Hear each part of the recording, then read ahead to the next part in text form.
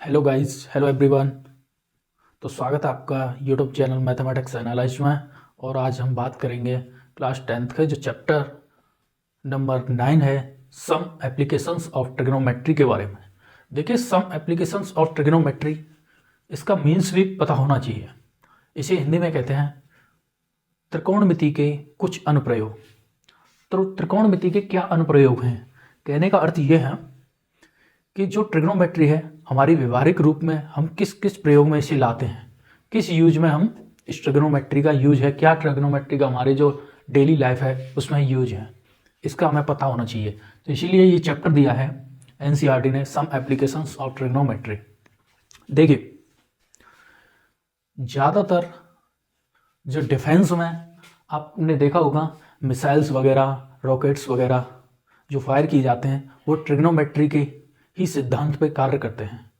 क्योंकि देखिए, कोई 100 मीटर ऊंचा कोई प्लेन जा रहा है और हमें वो मिसाइल उस पर फायर करनी है, तो किस तरह करोगे?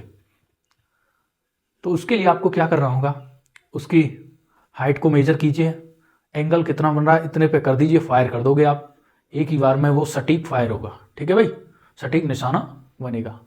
तो इस तरह ट्रिग्नोमेट्री का यूज है। और ऐसे ही कुछ एग्जांपल्स हम यहाँ लेकर आए हैं जो वेरी वेरी इंपॉर्टेंट हैं, प्रीवियस ईयर में भी पूछे जा चुके हैं और इस वर्ष 2024 में पूछे जाने के बहुत ही ज़्यादा चांसेज हैं। बहुत ही ज़्यादा कहो या ये कहो कि यही देखने को मिलेंगे इस चैप्टर से। जो आज मैं क्वेश्चन कराऊंगा वही देखने को मिलेंगे। केवल इतना हो सकता है कि मैं 20 मीटर बताऊं, उसमें 25 मीटर पूछ ले, कोई डेटा वगैरह जरूर चेंज हो सकता है, ठीक है भाई, लेकिन इतना नहीं कि क्वेश्चन बिल्कुल ही चेंज हो जाए।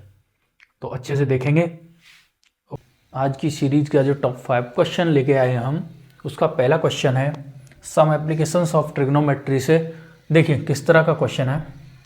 The angle of elevation of the top of A building from the foot of the tower is 30 degree and the angle of elevation top of the tower from the foot of the building is 45 degree. If the tower is 30 meter high, find the height of building. आपको building की height find करनी है। Tower की height दी हुई है और elevation जो angle है वो दिए हुए हैं, ठीक है भाई। देखिए तो किस तरह है ये कोई टावर है और ये आपकी बिल्डिंग है। तो बिल्डिंग को मैं बी से डिनोट करता हूं और टावर को टी से, ठीक है। तो इसकी हाइट जो दे रखी है टावर की, वो दे रखी है 30 मीटर और जो एलिवेशन एंगल बना रहा है ये बिल्डिंग के फीट से, वो है 45 डिग्री और जो टावर के फीट से जो बिल्डिंग का एलिवेशन है वो है आपका 30 डिग्री, ठीक है भाई।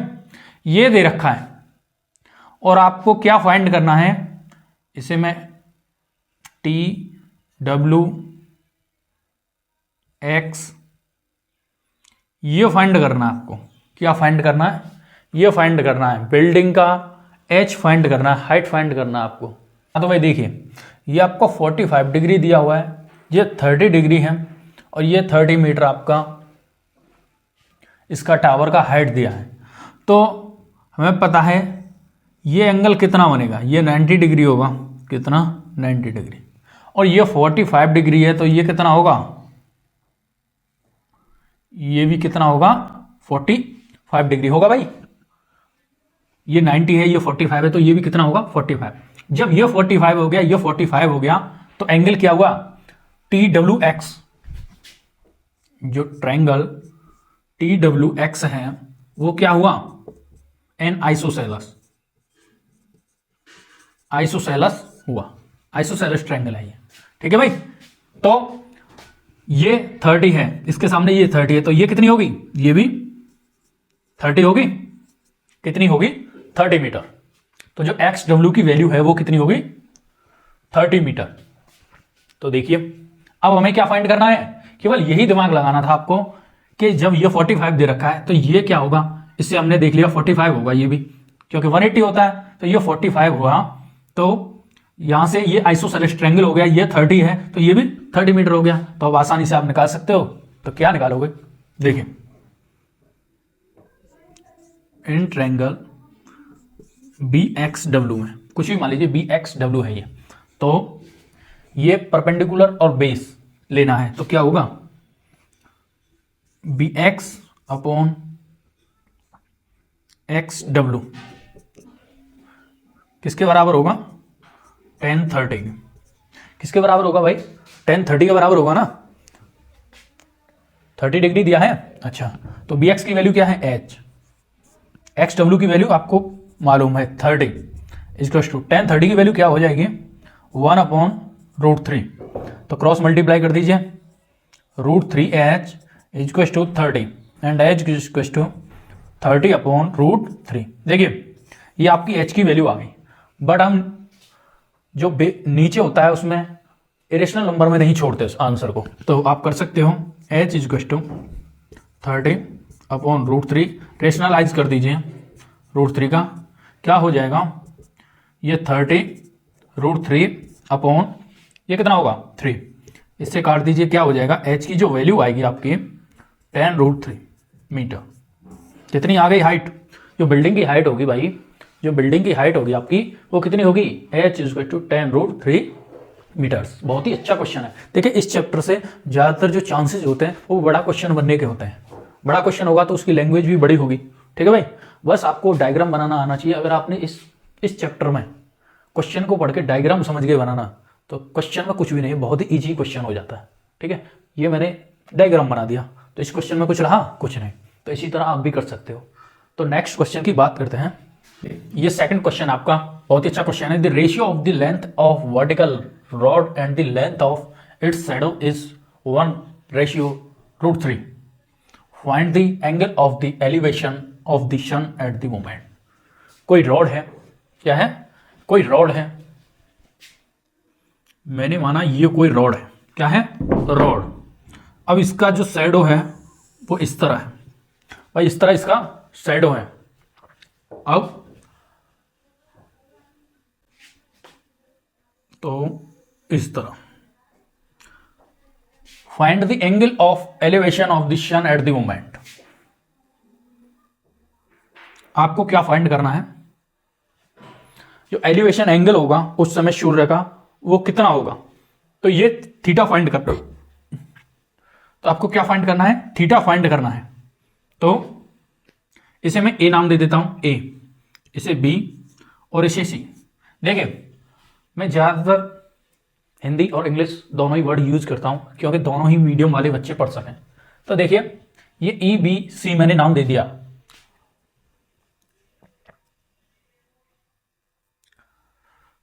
तो ये आपका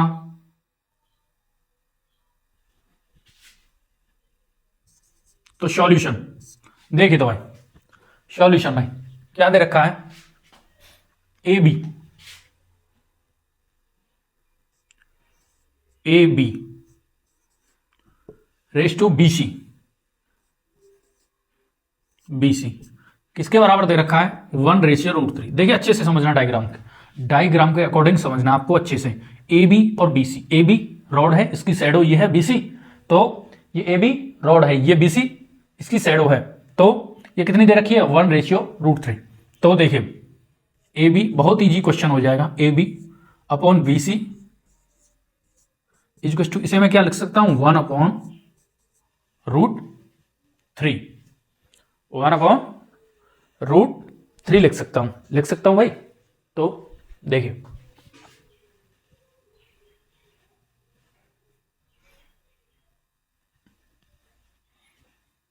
इसे यहीं पे छोड़ दीजिए, इसे यहीं पे छोड़ दो, A B upon B C equal to 1/√3।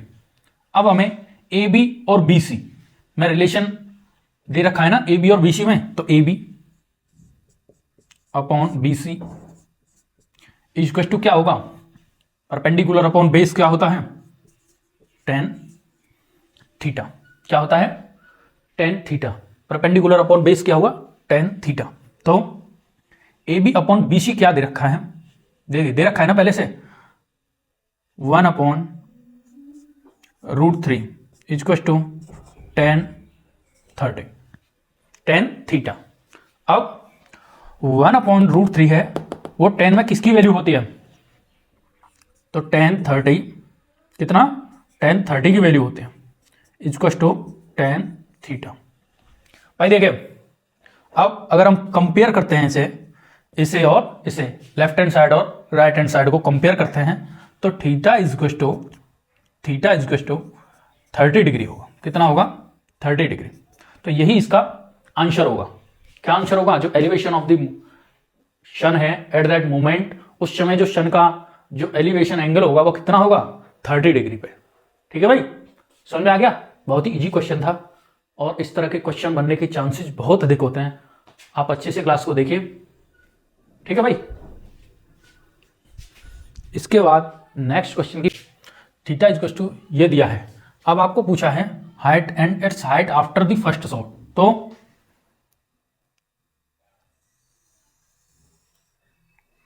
इस तरह ये डायग्राम बन रहा है। ठीक है, किस तरह? इस तरह। और ये पूरा जो दे रखा है कंप्लीट, ये दे रखा है आपका 45, कितना? 45 डिग्री। ठीक है, और ये जो दे रखा है, ये दे रखा है 50 डिग्री। कितना? 15 डिग्री। इसे मैं ए और बी और सी मान लेता हूं। ठीक है भाई, और इसकी जो हाइट है वो है स्मॉल एच, और इसकी जो कंप्लीट हाइट वो कितनी है? कैपिटल एच मान ली। ठीक है भाई, ये मान लेते हैं। अब आपको क्या फाइंड करना है? एच माइनस एच, ये फाइंड करना है आपको। क्या फाइंड करना है? एच माइनस स्मॉल एच, ये आपको फाइंड करना है। तो सॉल्यूशन क्या फाइंड करना है? H minus H. तो देखिए, सबसे पहले मैं इसे लेता हूं ए बी सी, कंप्लीट जो बड़ा वाला ट्रायंगल बन रहा है उसे लेता हूं। तो ट्रायंगल ए बी सी में, ठीक है भाई, इसे लेता हूं मैं। तो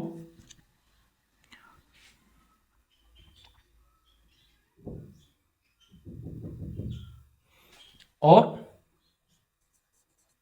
देखिए भाई, डायग्राम में ये जो इसकी डिस्टेंस है वो कितनी दे रखी है? 100। कितनी? 100 मीटर। 100 मीटर गिवन है। तो अब निकालते हैं h माइनस एच। तो A C 10 45 degree equal to 10 45 की निकालनी है ना, 10 45 degree equal to A C upon B C, A C upon B C, ये हम। तो 10 45 डिग्री की वैल्यू क्या होगी? 1 होती है, तो 1 लिख दीजिए। उसके बाद ए सी की वैल्यू क्या है? कंप्लीट एच, तो कैपिटल एच है। बी सी की वैल्यू 100 मीटर दे रखी है, तो एच इक्वल टू आपका आ गया 100 मीटर। एच इक्वल टू 100, कितना आ गया? 100 मीटर। 100 मीटर निकल के आ गया आपका एच। ठीक है भाई, तो हमें निकालना है एच माइनस एच। तो इस एच के लिए हमें क्या करना होगा? इस एंगल को लेंगे। किसे? इस एंगल को। तो इस एंगल को लेने के लिए ये कंप्लीट कितना है? 45 डिग्री है, और ये कितना है? 15, तो माइनस 15, तो कितना बचेगा? 30 डिग्री। कहने का अर्थ ये है, ये कितना हुआ? 30 डिग्री। तो इन ट्रायंगल, इसे मैं ओ नाम दे देता हूं, ओबीसी, ओबीसी। ठीक है भाई, तो 10 30 इक्वल टू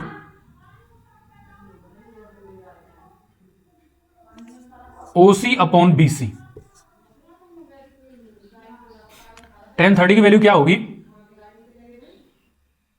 1/√3 इक्वल टू ओसी क्या है? H upon 100। तो एच इक्वल टू कितना होगा? 100/√3। ठीक है भाई, यही होगा। तो ये आपकी आ गई कैपिटल एच और ये आ गई स्मॉल एच। हमें निकालना क्या था? H minus H. तो H minus H equal to क्या होगा? 100 -100/√3, ये आपकी वैल्यू आ जाएगी। बहुत ही अच्छा क्वेश्चन है भाई, आपको बस फोकस ये करना है। देखिए ये उसी टाइप का क्वेश्चन है जो एक व्यक्ति है वो इतने ऊपर देखता है h मीटर, तो उस एंगल बनता है कितना, कैपिटल H मीटर देखता है तो कितना एंगल बनता है 45 डिग्री, और जब वो उससे नीचे देखता है तो कितना बनता है 15 डिग्री बढ़ जाता है। ठीक है भाई, इस तरह का ये क्वेश्चन बनता है। जो चौथा क्वेश्चन है उसमें दिया है the top of the poles of height 60 metre and 10 metres connected by a wire of length L metres. देखिए एक पोल है ये 16 मीटर का और ये एक 10 मीटर का पोल है। ठीक है भाई, डायग्राम बनाना सीखे सबसे पहले। लैंग्वेज से अगर आप डायग्राम बनाना सीख गए तो इस चैप्टर में कुछ भी नहीं है। ये दे रखा है, अब कह रहा है ये कनेक्टेड है किससे, एक वायर से। ठीक है भाई, मैंने कनेक्ट कर दिया, उस वायर की जो लेंथ है वो L है। अब ये 16 मीटर का है, 16 मीटर कंप्लीट इसकी जो कितनी है वो 16 मीटर है, और ये कितने का है 10 मीटर। ठीक है भाई, ये कितना का है 10 मीटर्स, इसकी जो हाइट है पोल की। दोनों पोल हैं 10 और 16 मीटर के। अब बोल रहा है if the wire makes an angle of 30 degree with the horizontal, यहां से कहां से, यहां से ये वायर कितना डिग्री का एंगल बनाता है 30 डिग्री का। ठीक है, तो आपको ये L फाइंड करना है। क्या फाइंड करना है L, ये बताना है आपको, ये फाइंड करना है आपको, लेंथ ऑफ वायर ये फाइंड करना है। तो देखिए आपको थोड़ा सा दिमाग लगाना है, ये 60 डिग्री है, ये पूरा कितना है 16 डिग्री, और ये यहां तक कितना है 10 मीटर, तो ये कितना होगा। देखिए मैं इसे A और B और C नेम दे देता हूं, तो टोटल जो इसे P नाम दे देता हूं, P और इसे Q। टोटल AP की वैल्यू क्या है 16, कितनी है भाई 16 है, 16 मीटर, और जो QC की वैल्यू है वो 10 मीटर है। इसका मतलब जो BP की वैल्यू होगी वो भी 10 मीटर होगी, तो AB की वैल्यू कितनी बची 6, कितनी 6 मीटर। अब सॉल्यूशन अब कर लीजिए, अब इसमें कुछ नहीं, बस यही कंसेप्ट लगाना था। इस AB की वैल्यू आपको मिल गई 6 मीटर, तो ये निकालना आपको, तो क्या निकालना है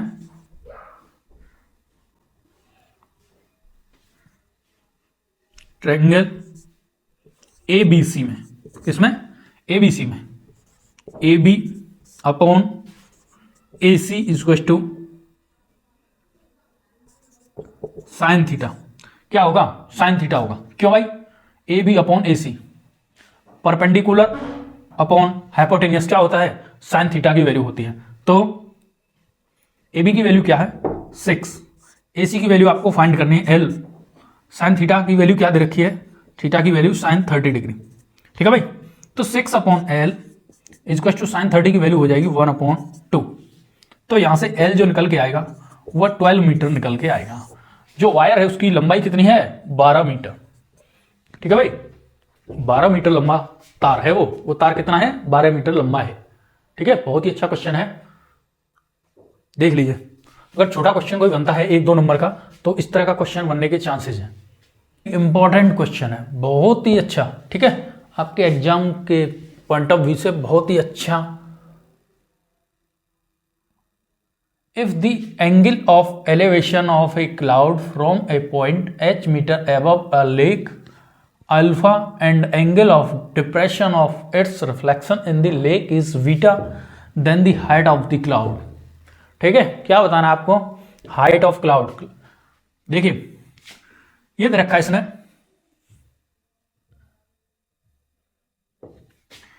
ये कोई लेक है, ये कोई क्या है लेक है, क्या है लेक। देख लीजिए ध्यान से देखना, मैं डायग्राम में समझा रहा हूं, अगर आपने डायग्राम समझ लिया समझो क्वेश्चन हो गया। तो इससे h मीटर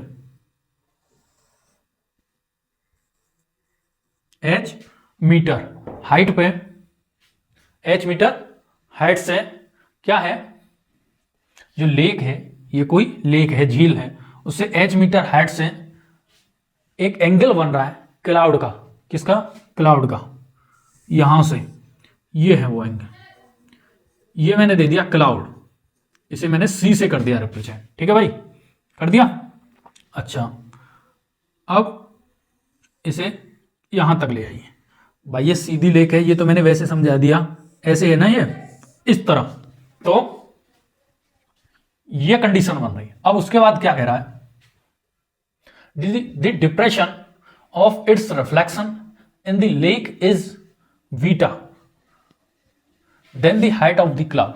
देखिए कोई पानी के ऊपर कोई चीज है, जैसे मैं खड़ा हूं, तो मैं अगर पानी के नीचे देखूंगा किसी लेक में या पॉन्ड में, तो मुझे इतनी ही दूर अपनी इमेज दिखाई देगी। कहने का अर्थ यह है, तो जो डिप्रेशन ऑफ रिफ्लेक्शन है, जो रिफ्लेक्शन बनेगा वो भी कितना होगा, उतना होगा जितना ये इसकी ऊंचाई है। ये अगर h है तो ये भी क्या होगा, h। ठीक है भाई, ये कितना बनेगा, h बनेगा। तो जो एंगल बन रहा है यहां से, वो कितना बन रहा है, बीटा। बीटा, ठीक है भाई, ये कितना बन रहा है, बीटा, और ये कितना बन रहा है, अल्फा बन रहा है क्लाउड तक का, और ये कितना है, बीटा। ये इसकी वैल्यू बराबर क्यों है, ये कंसेप्ट समझ में आया। अगर पानी में हम पानी से ऊपर किसी वस्तु को रखते हैं या देखते हैं, तो वो जितनी दूर है उतनी ही दूर उसका रिफ्लेक्शन बनता है उसके नीचे। तो ये बन गया, इसका रिफ्लेक्शन कितना है, इतना ही बन रहा है। ये h है तो ये भी कितना होगा, कितनी गहराई में होगा, h में। तो सॉल्यूशन हमें फाइंड क्या करना है, h फाइंड करना है इसमें, हाइट ऑफ क्लाउड। तो ये h है तो ये क्या होगा, यहां से यहां तक ये भी h ही होगा, स्मॉल h। ठीक है भाई, ये स्मॉल h होगा। तो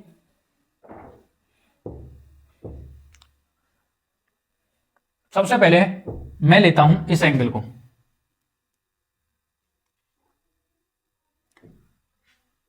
इसे मैं नाम दे देता हूं ए एच सी, नहीं ए बी और सी। ठीक है भाई, और ये मैंने नाम दे दिया ओ। इसका मतलब है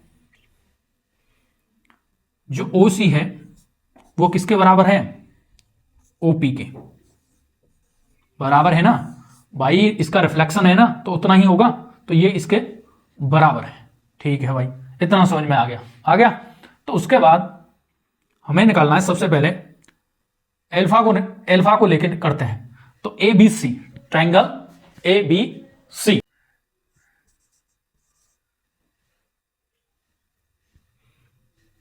टेन एल्फा इज टू क्या होगा, देखिए B C upon A B, perpendicular upon base. तो tan alpha is to, BC की वैल्यू क्या है, देखिए यहां से यहां तक h है और ये कितना है, स्मॉल h। तो h में से मैं स्मॉल h घटा दूं तो ये आ जाएगा। तो क्या होगा, h minus small h। A B क्या दे रखा है, ए बी क्या दे रखा है, ए बी ऐसे के ऐसा रख लो। तो ये हो जाएगा A B is to h minus small h upon tan alpha. इसे मैं इक्वेशन फर्स्ट का नाम दे देता हूं। देखिए भाई ध्यान से देखना किस तरह। अब मैं लेता हूं ए बी पी को, किसे, A B P, triangle A B P. यहां पे क्या लिया था, ट्रायंगल ए बी सी। अब ए बी पी लेता हूं तो क्या होगा, tan beta is to, beta angle है ना, तो ये कितना हो जाएगा, ये यहां से यहां तक h है, ओपी की वैल्यू क्या है h, और ये बीओ ये कितना है h, स्मॉल h है, तो b small h plus h। पहले इस तरह लिख देता हूं बीपी अपॉन ए बी, यही होगा भाई, परपेंडिकुलर अपॉन बेस। तो टेन बीटा इक्वल टू कितना हो जाएगा, बीपी की वैल्यू क्या है h plus capital H plus small h upon A B, यही है टेन बीटा। तो इसे ये हो जाएगा A B equal to capital H upon small h upon tan beta. ये आपकी इक्वेशन सेकंड हो जाती है। इक्वेशन फर्स्ट और इक्वेशन सेकंड, देखिए ये ए बी के बराबर है और ये भी ए बी के बराबर आया। जब ये दोनों ए बी के बराबर हैं तो ये दोनों भी आपस में क्या हो जाएंगे, बराबर। तो from equation first and second क्या लिख सकते हैं, H minus H upon tan alpha equal to H plus H upon tan beta. ये हो गया। अब क्रॉस मल्टीप्लाई कीजिए, आपको क्या निकालना है, कैपिटल एच की वैल्यू निकालनी है। तो किस तरह निकालोगे, इस तरह मल्टीप्लाई कर दीजिए, तो क्या हो जाएगा, tan beta minus H tan beta minus small H tan beta equal to capital H tan alpha plus small H tan alpha. ये हो जाएगा भाई, दोनों में क्रॉस मल्टीप्लाई कर दिया। अब उसके बाद टेन बीटा वाले को H tan beta, capital H वालों को एक तरफ ले आइए, H tan beta minus H tan alpha equal to H tan alpha, और ये उधर चला जाएगा स्मॉल वाला, तो प्लस एच टेन बीटा। ये हो जाएगा। इतना समझ में आया? देख लीजिए किस तरह किया, ध्यान देना यहां पर। अब मैं एच कॉमन लेता हूं, कैपिटल एच मैंने कॉमन लिया, तो tan beta minus tan alpha equal to, यहाँ पे एच कॉमन आ गया, tan alpha plus tan beta.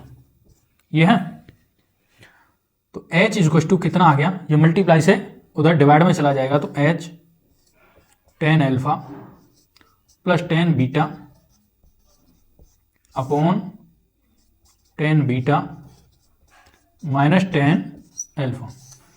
ये आपकी आएगी भाई एच की वैल्यू निकाल के।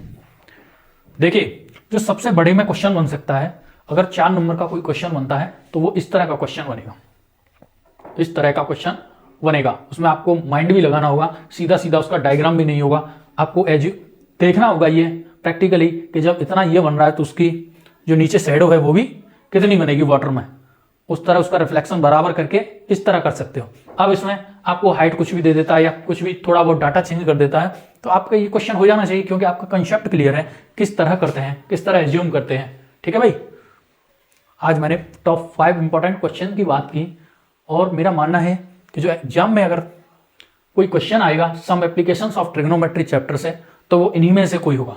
ठीक है भाई, बस आज के लिए इतना ही। Okay, bye.